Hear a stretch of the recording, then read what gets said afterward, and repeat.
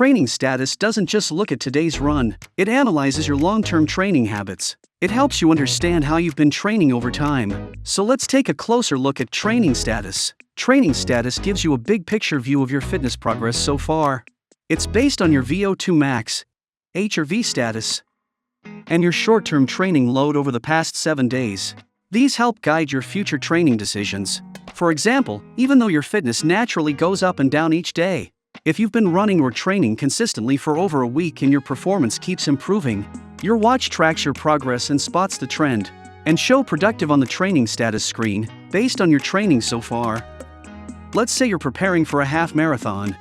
In the final taper weeks before race day, your VO2 max usually peaks.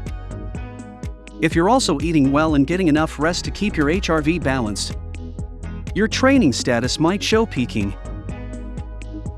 That means you're in top shape and ready to perform at your best.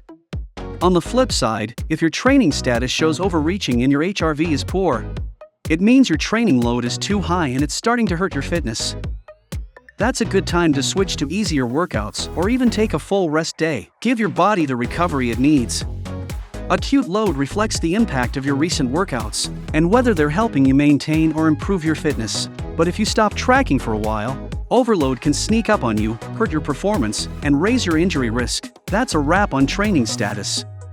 Next, we'll take a look at training load.